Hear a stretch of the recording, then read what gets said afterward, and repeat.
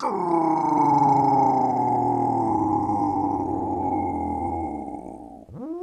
humans, greetings, and welcome back to another fun-filled episode. Bear here, 29-year veteran. That'd be in the woods, people. That'd be where bears live, people. Yes, indeed. 7 out of 8 TikTok women, they would agree. They'd rather see a bear in the woods. Well, maybe not this bear. They'd rather see a bear in the woods than a man in the woods. It is YouTube's #1 show by a bear. Great to have all of you here with us on this Halloween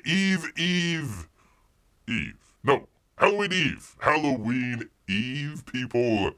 I hope you have your candied salmon ready for any critters, large critters that might be coming to the door. Hey, I want some food. You better have it ready, people. You better have it ready, or there will be consequences, people. Great to have everybody here, including P-Money. He says, hello all. Happy Halloween Eve. Hello, P-Money. That would be our champion father out there of Little P-Money, winning her volleyball championship in Canada. Congratulations, sir. Congratulations. Everyone was all thrilled about it the last time, so good on you, sir. Good on you. Amy as well. She asked, Bear, do you get many trick-or-treaters? Well, not really in the cave. Bear, tries to follow along, the trick-or-treaters out there. Kind of hiding in the woods, just kind of sneaking up, hoping they drop something.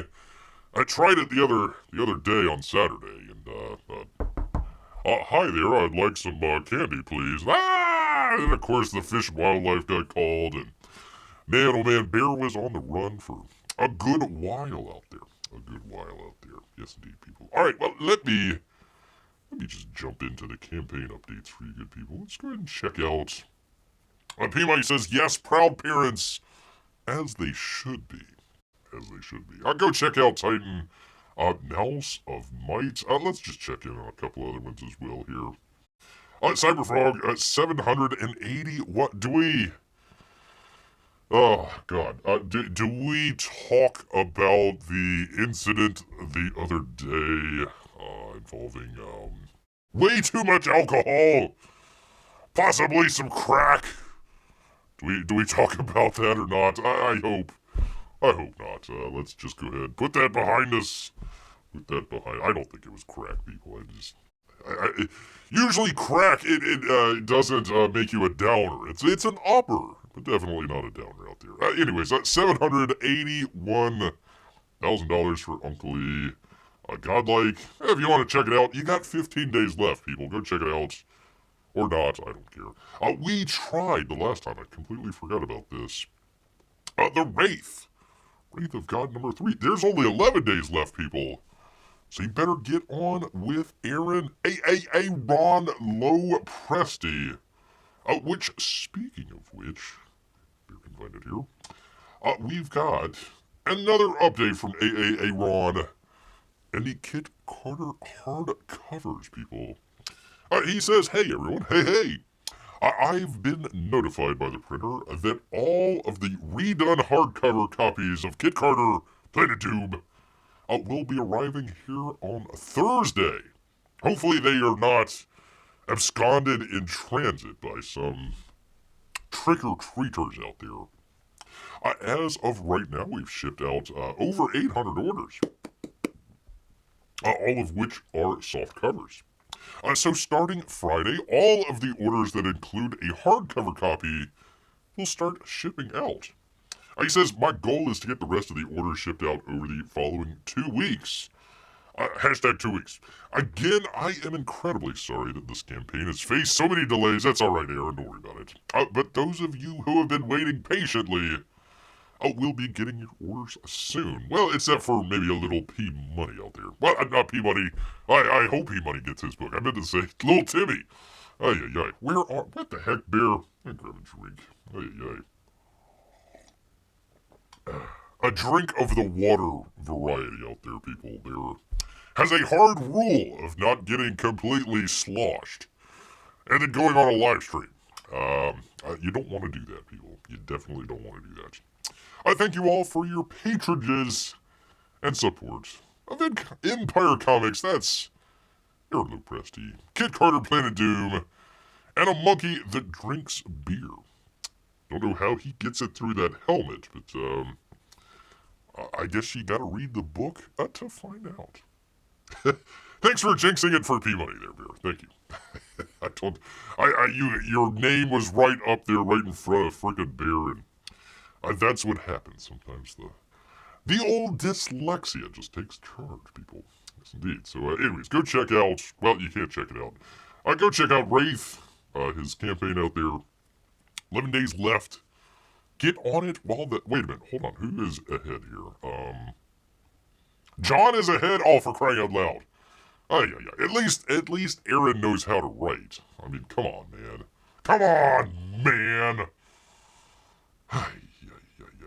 Anyways, there you are, people. Go check it out. Good stuff to be checked out. I do have it down in the description. I was trying to go through there to update some of the stuff. I put in mentions. I meant to put in the actual artist channel rather than just the ats. The at mentions. So if you're an artist out there, I apologize. I'm not trying to at you or anything like that. Just trying to give you a little bit of promotion out here from Bear. Yes, indeed. So, anyways, there we are, people. There we are. Let me get to the old chat here. The El Chatterino. It is all P-Money all the time, people. So, if you want to get your comments, get them in now, people. For he takes over for good. Gosh dang it. All right, let me see. Where are we? We are. People, I have some. Bear usually tries to start off the show with the good news, but unfortunately, I have, on this Halloween Eve, I have got some bad news for you people. We've been actually kind of following along the tale of Crumbs. That would be the world's fattest cat. In his trials and tribulations out here, people. Well, unfortunately, he has run out of all 9 of his lives. New York Post and, who is this? Isabel Keene. The world's fattest cat, Crumbs, dies weeks after going into feline fat camp. I'm sure the two are totally unrelated. There's old Crumbs there. R.I.P. Crumbs. R.I.P. Crumbs. The world's fattest cat. Crumbs has died weeks after being sent to a feline fat camp in Russia, with vets saying his extensive layers of flab had hidden his cancerous tumors.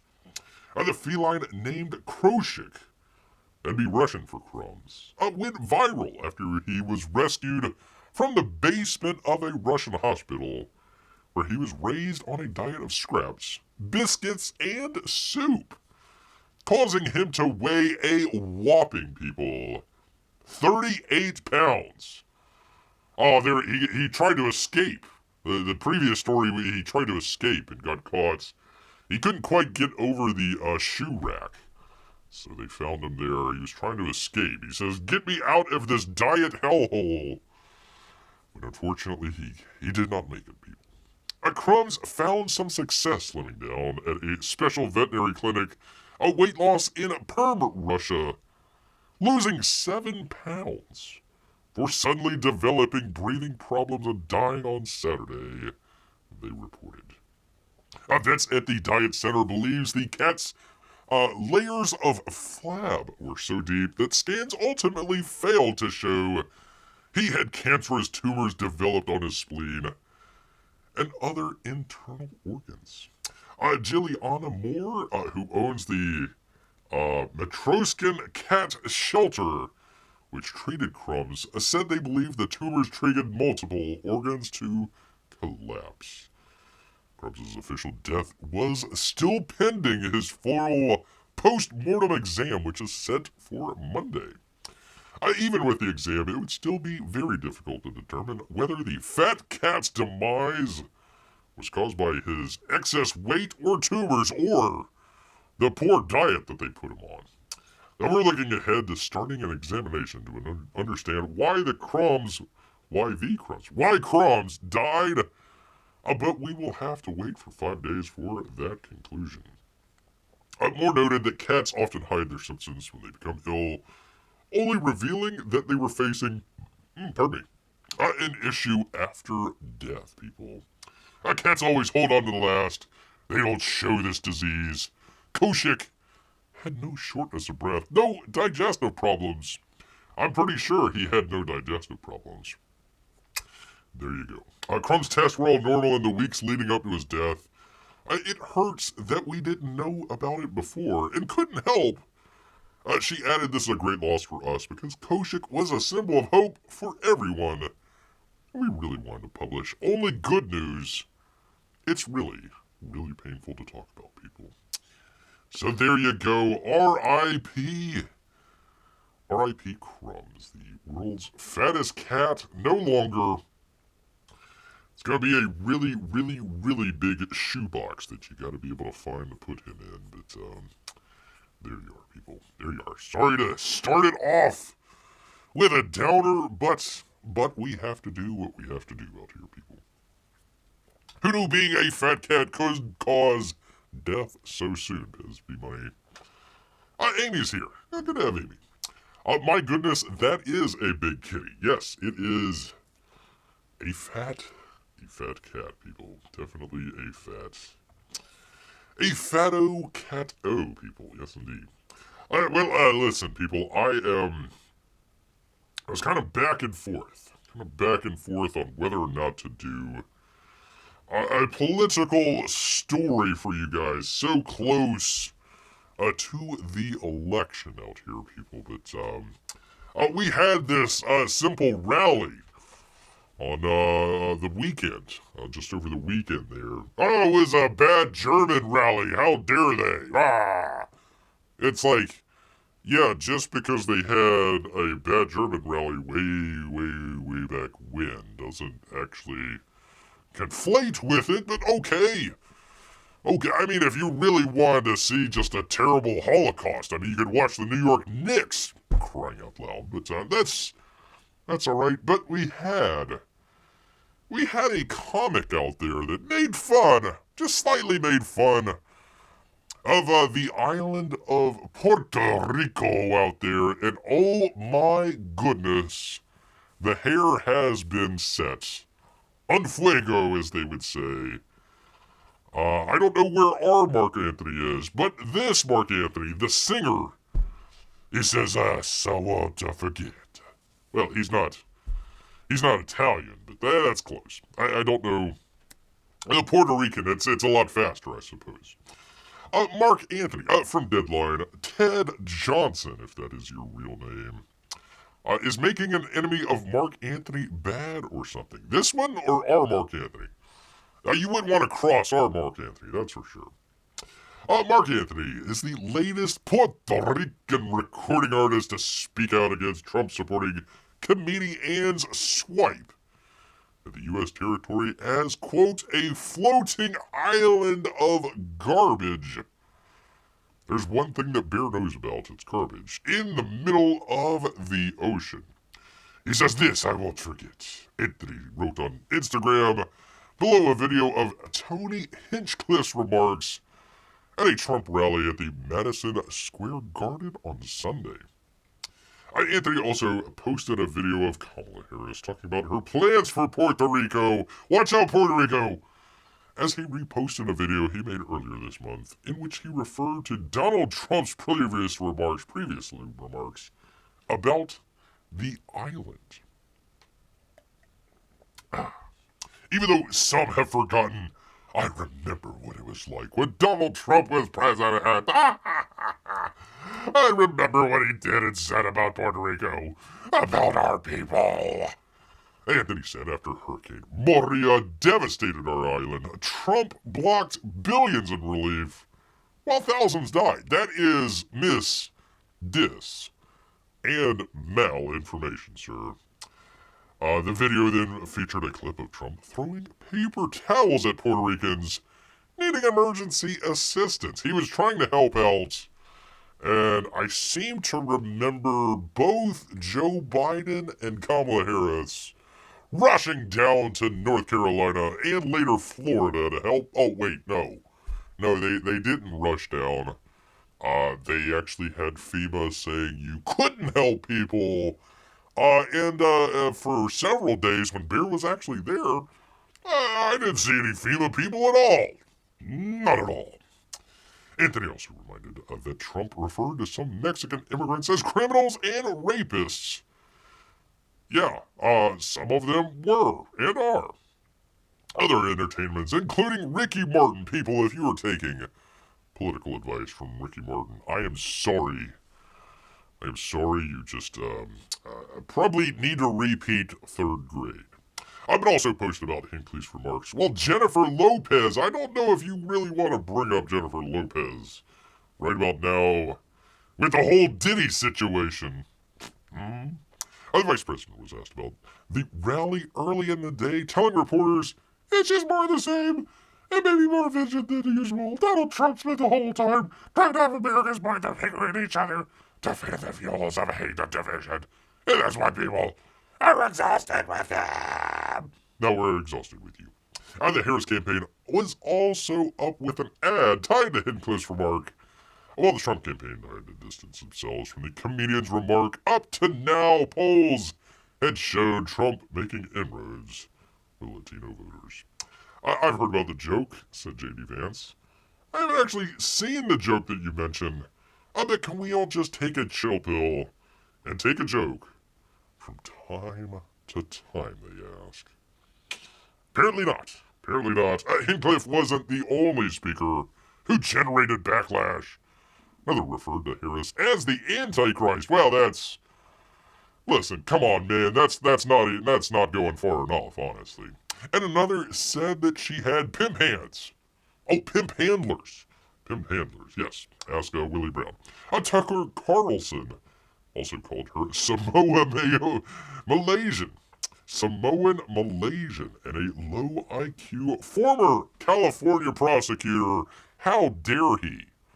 How dare he say that Kamala Harris might not actually be very smart? I can't believe it.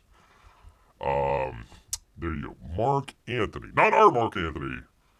The other Mark Anthony. Very, very, very disappointed. Oh, yeah, isn't J.D. Vance going on Joe Rogan? Well, I don't know. I would hope so. Did Trump ever go on Joe Rogan? You know, I tried searching for it on YouTube, and I just couldn't find anything. I mean, I tried to, Donald Trump plus Joe Rogan plus Donald Trump, Joe Rogan podcast, Donald Trump, and all, you would figure that a search algorithm that made billions and billions of dollars off of it might be able to show you a video of one of the largest podcasts out there. So I guess they never did it. I guess not, P-Money. I'm sorry. Probably not. Probably not. That'll teach you never search for anything about Trump on YouTube. Well, I'm sure you could search for Trump on YouTube, but the results that come back might be just a little bit negative out here, people. Just a tiny bit negative, people. Yes, indeed. Also, I wanted to make mention of this. There's other stuff going on, but I wanted to make mention of this because, Bear's been looking a little bit into the whole comedian situation here. Been off and on trying to decide whether or not to write another screenplay. Been out of it for a while and, been put it aside. So trying to come up with, okay, what would be a very cheap way to do a movie? How would you write the screenplay? I kind of settled on sort of a traveling band of comics and kind of one that's kind of very, very outspoken. Basically, we just want to do a screenplay where you can just write anything that you wanted and just have fun with it. So I was actually looking into, comedians and comics and all that sort of stuff. I decided not to do it. I couldn't get it right because I was looking at a lot of the stuff from like, the 2000s, 20 teens, that sort of stuff, and all that comedy essentially died. It's not dead, but they're kind of all of this stuff. We're talking about this comic here, Marc Maron. Marc Maron. I call him Marc Moron. A lot of the comics that were there back then have essentially all just either disappeared or went over to the dark side. They all say the same exact thing over and over and over again. So I got to look into this a little bit and find out some of the faces and names here. So let me go through it if you allow bear to here. Marc Moron calls out comics driving, quote, the new fascism, as comedians slam Trump's rally, and Tony Hinchcliffe, this fella here. He's kind of like, they compare him to Don Rickles, like an insult comic. Listen, I don't think it's a very good idea to have insult comics to your closing rally campaign event that you have that you want everybody to go see. I don't think that's a great idea. But I'm not gonna diss the guy either. I think it might not have been the best forum for him. The best forum for him. A comic and podcaster, Marc Moron, is calling out. I love the calling out. I'm calling out. Hey, Marc Moron, I'm calling you out, pal. And his peers who use their position to drive what he terms the new fascism. What? You mean all those people on the college campuses, the river to the sea crowd? Those people? Huh. Just a day after right-wing comedian Tony Hinchcliffe made racist and sexist jokes at Donald Trump's Madison Square Garden rally. Other comics also slammed is it Hinchcliffe? Hinchcliffe. Who, among other things, called Puerto Rico, quote, a floating island of garbage. Tweeted Michael Ironblack, I think America just found its next Jim Brewer. So if you're not aware, Jim Brewer, again, from that sort of mid-2000s, mid-20-teens, I think he was actually around a little bit further than that. Maybe late 90s, something like that. A lot of these guys were all on Comedy Central way back when. Either had a show or would appear on a show or have a set that they would do on there or something like that. So this is supposed to be a very big insult because Jim Brewer, took the red pill and now he's kind of on the Trump wagon out here. So this Michael Ian Black, who actually worked with Jim Brewer several times, I think America just found its next Jim Brewer. Mr. Black, I don't think that's the insult that you think it is, sir. And plus, you're a moron, like Marc Moron. A Moron statement posted in full on his What the F with Marc Moron. Seriously, what the F, dude? And shared in part on social media. It did not specifically name Hinchcliffe because you're a coward. But the message, that seems clear, people. The anti-woke flank. It's a great start. Of the new fascism is being driven almost exclusively by comics, my peers. Interesting. That's what you think of when you think of fascism. You think fascism and comics. I mean, they just go, they go hand in hand there. Whether or not they are self-serving or true believers in the new fascism is unimportant. No, I would say that's important. There's a difference between true believers and self-serving. They are of the movement. Whether they see themselves as acolytes or just comics doesn't matter. Yeah, it kind of does. Whether they are driven by the idea that they are fighting, that what they are fighting for is a free speech issue, or whether they are truly morally bankrupt racists. Doesn't matter. Wow, morally bankrupt and racist. No, if you're free speech, that's totally different than being morally bankrupt, but okay. They are part of the public face of the fascist political movement that seeks to destroy the democratic idea. Mr. Moron, sir, can you name me 3 comics that went to the Nuremberg rally? Can you name me 2? Can you name me 1 famous bad German comic that went to any of the rallies over there in Germany? Not just the Nuremberg rally, just any of them. Can you name me 1? Can you name me uno comico? Uno comico. No? No. They had a whole movie about that. Had a whole movie called Triumph of the Will. They actually had a lady direct that, too. Interesting. Moron also lambasted podcasters. What? That could be Bear. Who have shameless, self-proclaimed white supremacist and fascist on their show. Really, name one.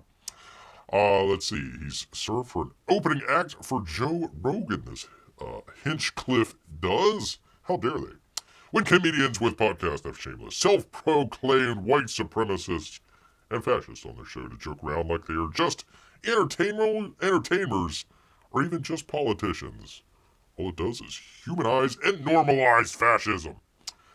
First off, sir, once again, you are a moron. That's why I call you Marc Moron. How exactly do you humanize fascism? Fascism, the definition would be the combination of large corporations and state power to get... Well, I shouldn't say state power, really, should I? The bad Germans actually more like parasites on the state. I would say actually party. A party combining together with big business out there to get rid of individualism. So how do you humanize fascism? I'm not really sure how that works. When someone uses their platform for that reason, they are facilitating anti-American sentiment and promoting violent autocracy. Well, I'm sorry, people. He also made, Hinchcliffe did, derogatory jokes about the Jews, Palestinians, blacks, and Latinos. Well, the Palestinians don't really have to worry. They don't even exist. According to CNN, the Trump campaign vetted at least some of Hinchcliffe's routine and insisted he remove an extremely offensive and misogynistic epithet regarding Kamala Harris. Well, that sounds like what a fascist would do. In response to the backlash, and specifically criticism from Democrat vice presidential candidate Tampon Tim, Hinchcliffe posted a clip of the late, great insult comedian Don Rickles at his rally for Ronald Reagan, of blessed memory, seeming to draw comparisons to himself. No, he's drawing comparisons to insult comics being at political rallies. Not the greatest idea, but there you go. There you go, people. So, I don't know. These people are the most dour people you have ever seen in your entire life. And they call themselves comedians. I don't think they... the whole comedic, it's people that you see on TV, or maybe even radio or something like that. All the great comics are actually the podcasters now. That's why he's going after them. All the big ones, your Jimmys out there, some of the other ones. Who was the guy that used to do The Daily Show? Not Jon Stewart. He actually had a good comment on this, but the other guy out there, they're all just reading from the same playbook. And that would be the Democrat playbook. So we had that. We had the what was the quote here? Let me find it here. Calling Puerto Rico a floating island of garbage, people. Bear knows a thing or two about garbage. Well, that turned into just, I think, yesterday, if Bear remembers correctly, a supposed quote-unquote President Brandon out there immediately went out and said something to the effect of he thought that most of Trump's supporters were garbage as well. Then, of course, they tried to walk that back. Garbage is only acceptable language when Biden says it, P-Money. Well, unfortunately, this Marc moron is indeed a moron because you take something like that and you want to twist it just a little bit to kind of throw it back in the face and actually have a little bit of fun out here. So guess what, Peabody? Guess what happened? Joe Biden says Trump supporters are garbage. Well, Trump says, hold my beer, I'm going on the garbage truck out here. Taking the Trump train to the rally, or taking the garbage truck to the rally it is. Speaking to reporters, I believe this was in I believe it was Wisconsin, if Bear remembers correctly, somewhere around there. So there is El Trumpo. There's another one coming up where it's the economy is so bad that elderly people have to take 2 jobs. So not only is he working at McDonald's, he's also going to take out the garbage as well, people. So good on El Trumpo out there. If he wasn't before, Beer is definitely behind Trump right now. Well, at least the garbage truck. Beer is definitely behind the garbage truck that Trump is. Well, he's not driving. I guess he's the guy that hops out and does the, loads it up and all that stuff. He's a garbage specialist now, people. Garbage specialist. Marc Moron, that's how you do it. That's how you have... That's how you have fun, you complete moron. You take it and you twist it and you shove it right back in their face. And have a little bit... There you go, there's a little tweet right there. Pretty funny. Should we refer to the truck as Garbage Force One? Well, he's not president right now. Well, depending on how you think the 2020 election went, he's not president right now, so we can't call it Garbage Force One just yet. But that's a great idea, sir. That is definitely...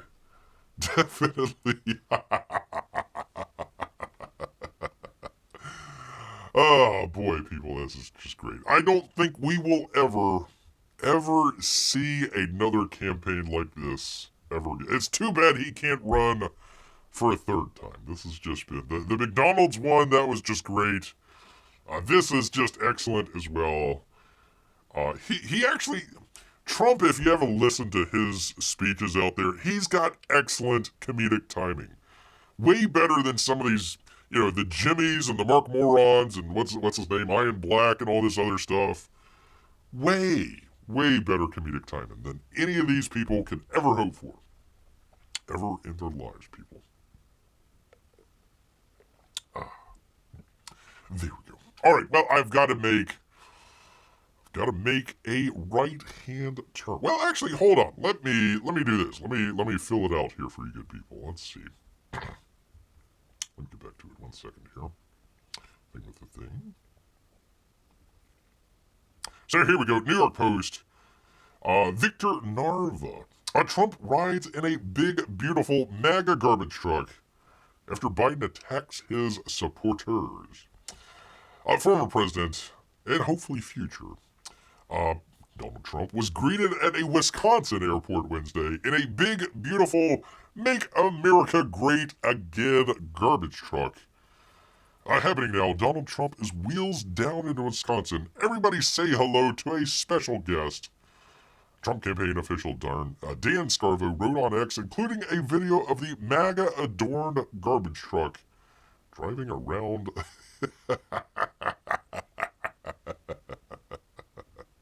Orange Man picks up your trash. Orange Man takes out... I mean, that could be the theme of his presidency here. Taking out the garbage. Taking out the garbage, people. So there we go. We saw some of these. Chris Lasiva, another campaign official, later posted a photograph of the GOP nominee inside the vehicle wearing an orange safety vest. There you go. Garbage truck is following the motorcade en route to Trump's Green Bay rally, where the former president will speak later tonight. The stunt! Oh, for crying out loud, I think it's great. The troll comes one day after President Biden referred to Trump supporters as garbage on a campaign call. Oh, that's it. There you go. So there you are, people. There you are, Donald Trump. Orange man taking out the trash. All garbage men should wear dress, shirt, and tie. I guess that's how they do it in Canada, right? Don't all the garbage men wear the suit and tie up in Canada? One would assume. One would definitely.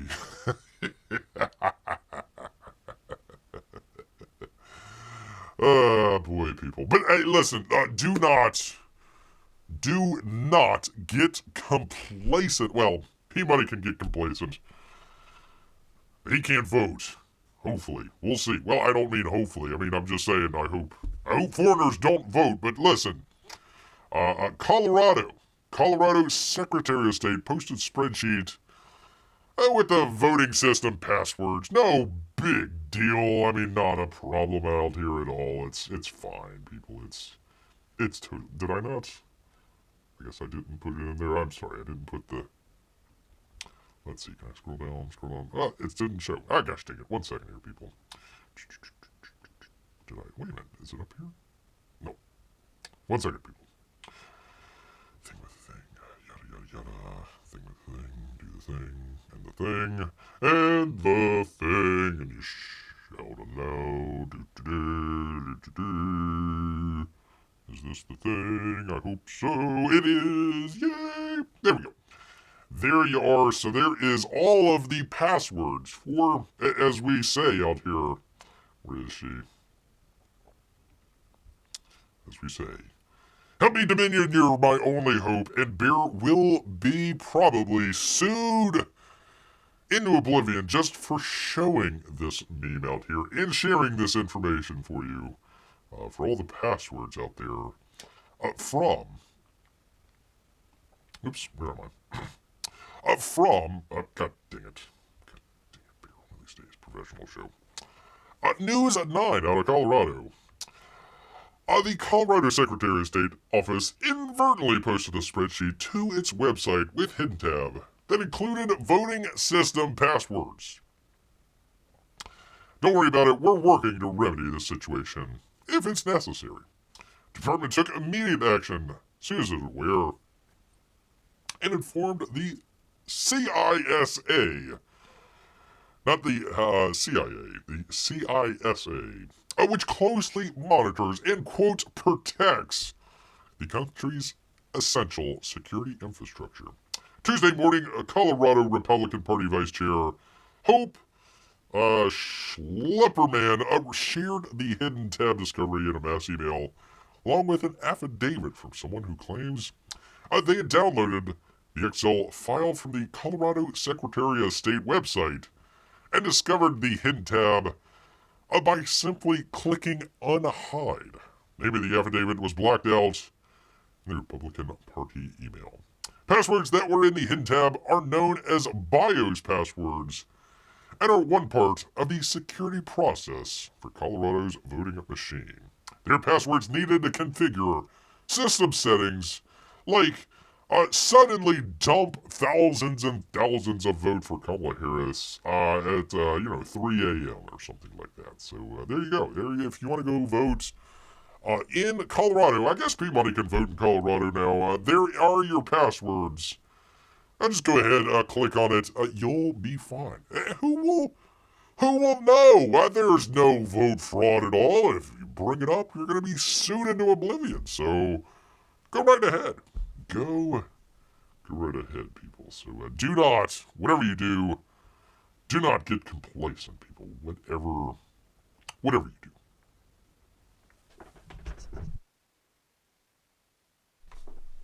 P-Money asks, how many of those passwords are simply password? Or just 1, 2, 3, 4? That could be either of those, people. All right, I am going to make a complete left turn here for you people. I hope you are ready. Oops, not that. here we go. To our next story out here. Something completely different. We're gonna completely jump off the politics bandwagon here and have a little bit of fun.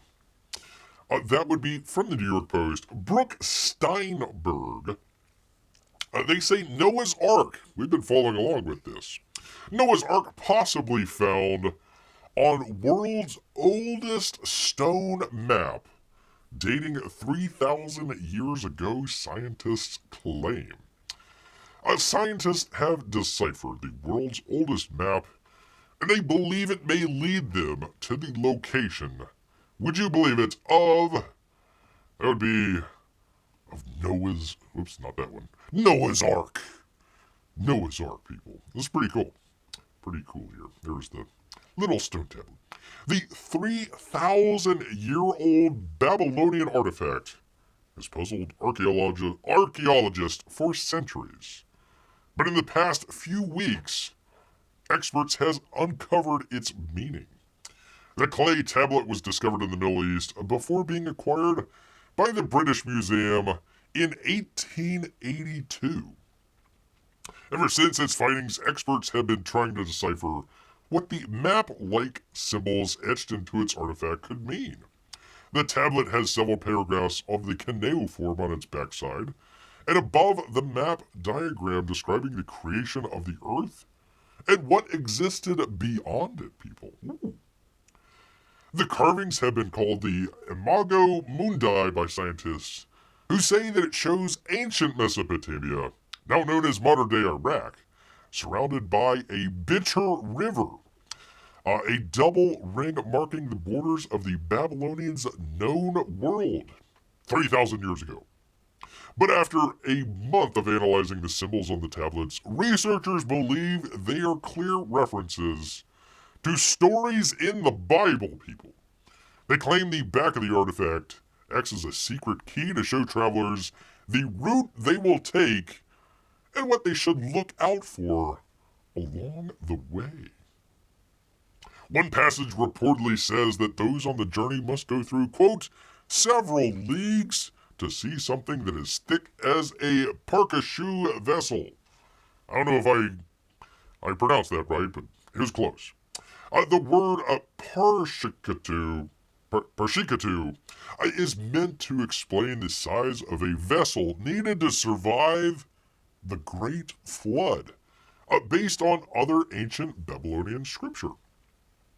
Another passage is believed to show the path and instructions to get to Urartu, a place believed to be where man and his family landed a gigantic ark that they made.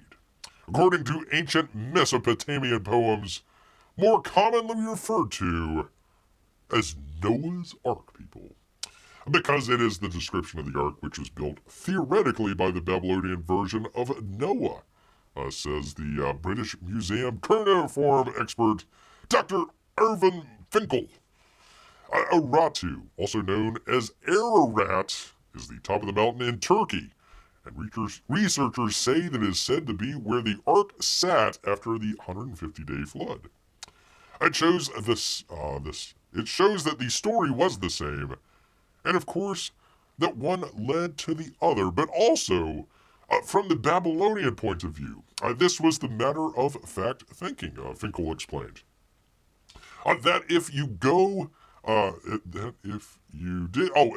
did go on this journey, you would see the remnants of this historic boat. There you go.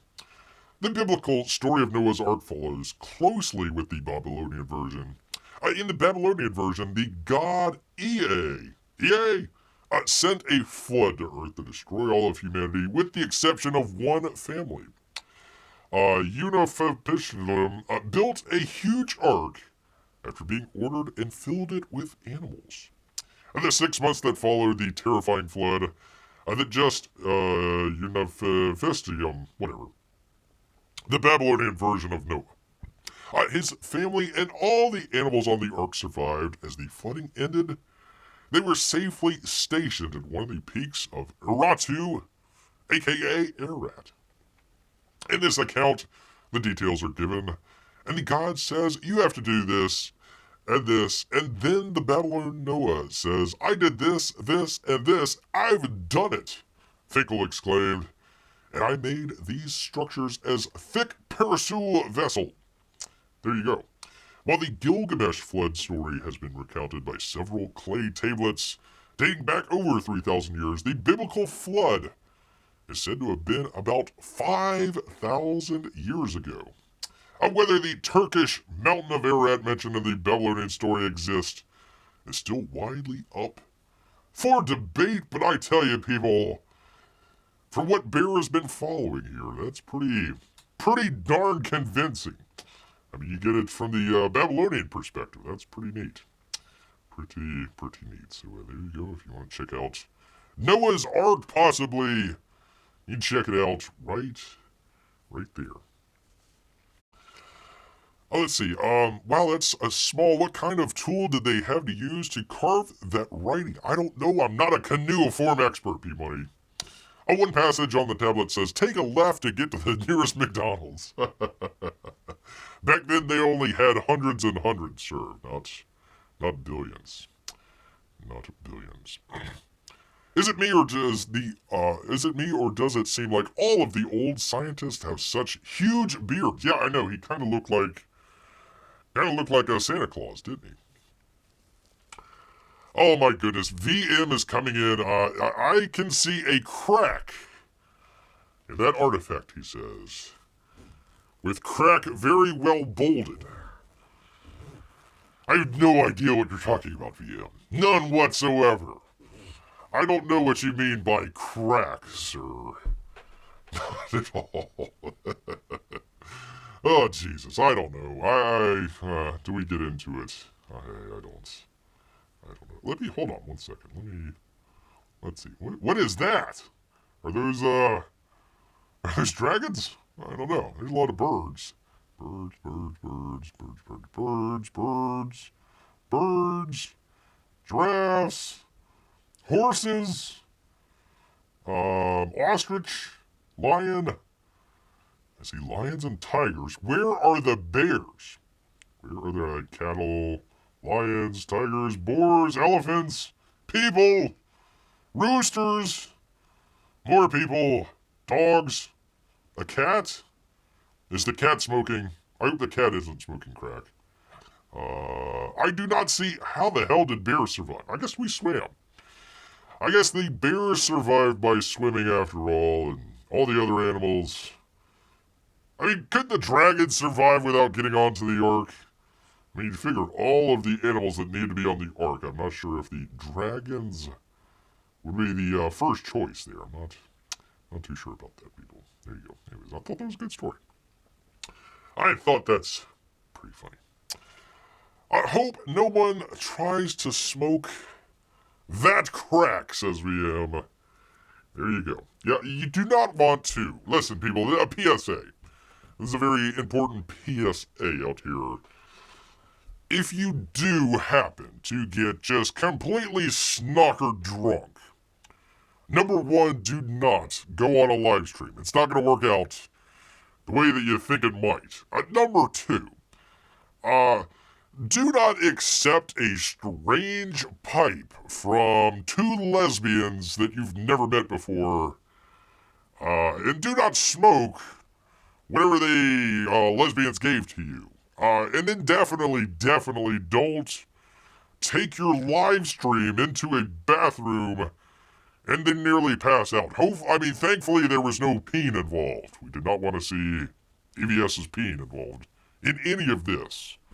But, do not do that, people. Just say no to crack. Say no to lesbians, unless they're hot. These were not hot lesbians. They were not hot, busty lesbians like we all come to expect. Not at all, man.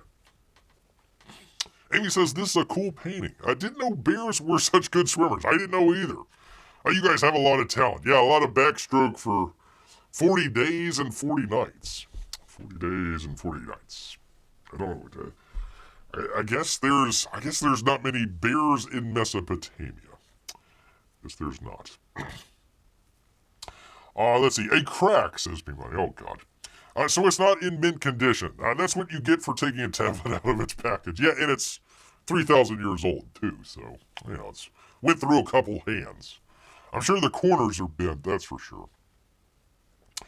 Amy says, don't do any of those things in any order. That's true, Amy. That's true. And by the way, VM, for the official record, I do not think it was crack that Uncle E was smoking that night. It almost looked like a bong stem instead of like a crack pipe. I could be wrong.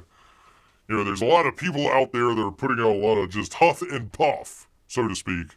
A lot of fooey out there. And it's like, yeah, you don't smoke crack and then you go pass out. That's not how it works, people. But yeah, definitely don't take, kids, don't smoke, number one. And number two, if lesbians offer you a strange pipe with unknown contents in there, just say no. Just be like Nancy Reagan and just say no. Going from discussing biblical passages to getting crack from lesbians, that's Bear Show for you. And I'm not done, Peabody. Not by a long shot. I've got more stories here. More stories. Just it's a variety show, people. A big variety out here. Politics, garbage, all that sort of stuff. People. Well, in just fortuitous fashion. I did not plan this, but I enjoy it nonetheless, people. I've got a great story here. We were just watching, just the other night. If you haven't checked it out, go check it out, people. That would be Bear's watch-along of the excellent James Bond film Goldfinger. Which, by the way, if you are not on Bear's archive channel, link down below, go ahead and do it. I am 2 subscribers away from 500. You might say, Bear, you don't have that many on your main channel. I know it's crazy. I've got more subscribers on the archive channel than I got on the main channel, but go ahead and check it out. Either spot is a fun show. Although, I gotta say, I did drink on that show. Bear has a pretty hard no alcohol policy. But I did have fun drinking martinis on that show. That was definitely fun. Where the hell am I? Jeremy Perez, The Drive, people. A new Rolls-Royce Phantom Goldfinger is a mega Bond tribute for one person. Did I bring the... Gosh dang it, I forgot to bring in the pictures.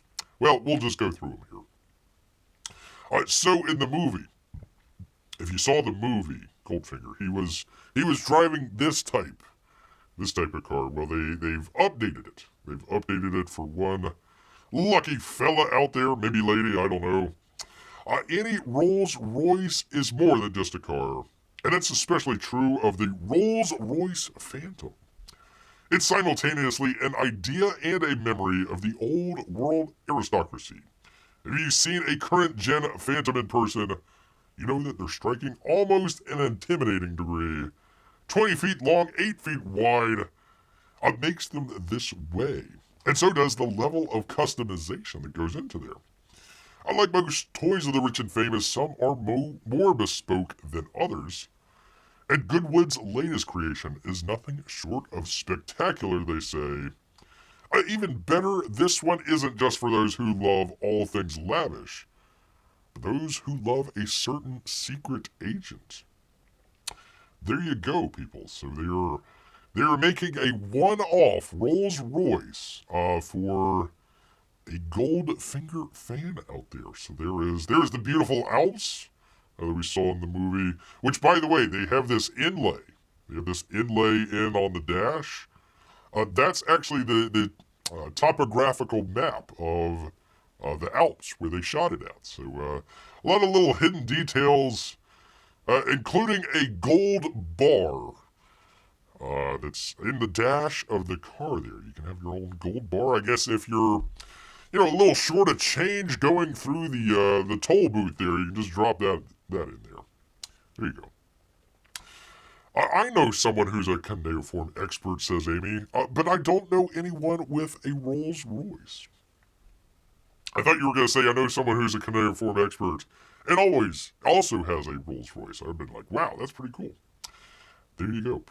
Pretty cool there. So, anyways, I thought this was a great look here. They also did the star map. So, back in 1964, when they filmed it in Switzerland, they have the exact same star pattern that you would have seen up here on the headboard. So, very cool.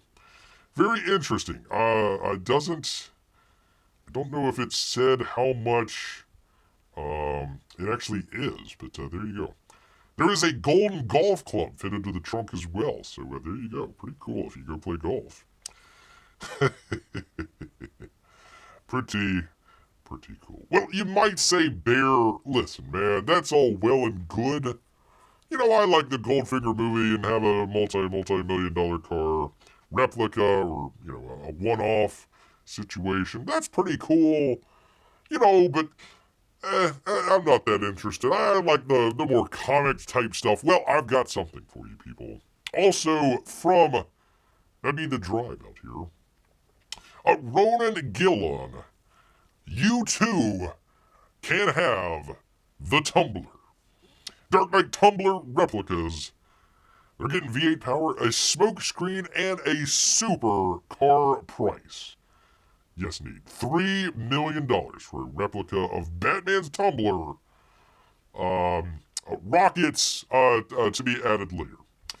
You've seen numerous Batmobile replicas built to varying standards of accuracy over the years, they say it to drive. Here we go. But none have come as close to the real thing. Warner Brothers just unveiled. Licensed by the studio, the running and driving Tumbler is headed to limited production with some of the same features that Batman used, a tried and true powertrain, and a price tag you would expect to see on an exotic Italian car. Finished in Vanta Black, the Tumbler measures approximately 183 inches long, 111 inches wide, and 60 inches tall. I'm sorry, P-Money, I do not know what that is in centimeters. Put another way, it's almost exactly as long as a Subaru Forester, about as tall as a BMW M5, but wider than a Chevrolet Tahoe. Built around a tubular aeronautic-grade steel frame, and its body is made with a blend of Kevlar, carbon fiber, fiberglass, and steel. Up front, there's a pair of ultra-wide 15-inch wheels, and out back you'll find 18.5-inch wheels wrapped by Interco Super Swamper tires. It's a dually, people. Look at that. While interior pictures haven't been released, we're told the cabin features 2 seats, a pair of 10-inch displays, a headliner upholstered in black Alcantara, air conditioning, and navigation is standard as well. There you go. But it doesn't sound like rocket launchers made the jump to production. That'll be an aftermarket. You'll just have to put it on afterwards. Some of the other features that help Batman clean up the streets of Gotham and Dark Knight are accounted for, including a smoke screen. There's even what's referred to as a, quote, jet engine simulator system. Although the builders stress that the plane-like exhaust outlet isn't equipped to shoot flames. Gosh darn it. Power comes from a V8, yada yada yada, blah blah blah blah blah. California-based Action Vehicle Engineering will only build 10 examples of the Tumbler, and pricing starts at $2.99 million. Unsurprisingly, the Tumbler isn't street legal. I bet, can you imagine rolling up to the DMV and telling the clerk you want to register a Batmobile? They say, what's your name? I'm Batman. Well, I need to take your picture for your ID. I'm Batman. He's just in his little cape and cowl and everything. Just click. Okay, thank you, Mr. Batman. We've got your picture. I'm Batman. Well, you can also vote now, Batman. I'm Batman. There we go. So there is that. If you've ever wanted a Batmobile, now's your time, but you gotta get on it. Gotta get on it right away, people. P-Money says, I just realized our family account wasn't subscribed to the Bear My Love channel. I think you should be one subscriber away. Thank you, P-Money. One subscriber away from 5. I'm wondering if I should do a live show on there. Just to, do a celebration of 500. I'm at 430 something on this channel. I forget exactly how many, but it's been there for, gosh, months and months and months. So, have not moved an inch. That's what happens. When you're shadow banned, people. What can I tell you, man? What can I tell you? What can I tell you? Am I missing something? I thought let's see. Which one was this? Oh, that was that. Never mind. I texted my wife. She said she wasn't subscribed to Barely Live either. She is now. All right. I'm almost probably at 500. I don't know if I should do a live show just to mess with people over there. I tell you, the Goldfinger did great. This always happens. So I'll put it up on a weekend. I'll put it up on a Saturday. It did excellent. I think it got over 1,000 views. Did really well over there. For some reason, a lot of people disliked it, but I don't know why. Let Bear know. If you don't like it, just type it in there. Let Bear know. And then, of course, it always happens. I can show you this to the hour mark. You come in and you look at it, and literally at 8 o'clock on Monday morning, you see it, doing pretty well, and then all of a sudden, 8 o'clock Monday morning, burp, somebody comes in, touches a button, and Bear gets thrown back into shadow banned world out here. It says 500 now. Woohoo! I did it! 500! Woo! I mean, it's not your daughter wins a championship, but hey, I gotta have some celebration somehow. Amy is dancing the salsa. Everybody is happy out here. Gosh, I might get so drunk and snockered I visit some lesbians and smoke some, who knows what product out of there. I don't know. Ay, people. Ay. I mean, the days go by, and you're like, okay, we're nothing crazy is gonna happen in comics today. And Ethan says, here, hold my beer. Hold my beer. Ay. Get better, Uncle Lee. Get better. Hopefully things will pass. I can tell my wife she is the 500th subscriber of Bear's Archive channel. P-Money, when she gets home, give her a big bear hug just for Bear. I do appreciate the love out there. The love from this, and all of the monies. And all of the monies out here. Do appreciate it. Good old P-Money hanging in with Bear. I mean, even when he's watching his daughter's volleyball game, he's keeping one eye on the channel. So thank you. Thank you so much. Thank you so much. All right, did I? I had another one, but that's not worth it. It's not worth it, people. Not worth it. Well, I do. People, I do have a hockey game that's going to be playing right now between Bears, Tampa Bay Lightning, and the evil avalanche of Colorado out there with their terrible voting machines.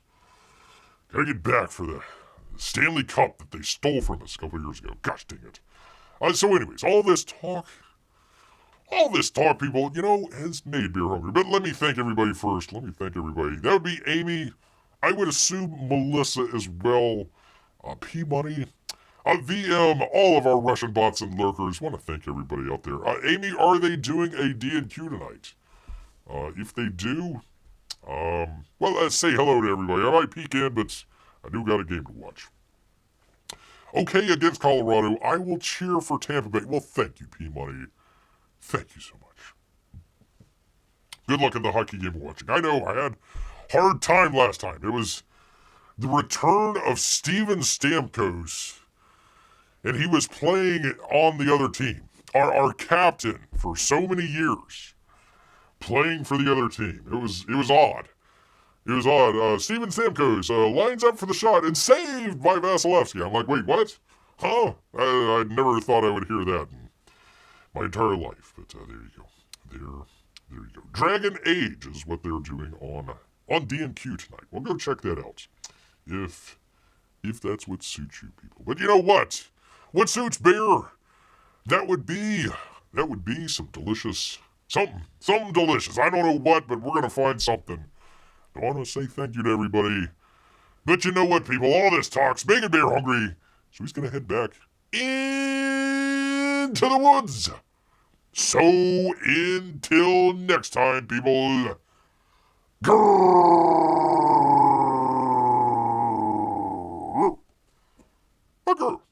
Night, everybody.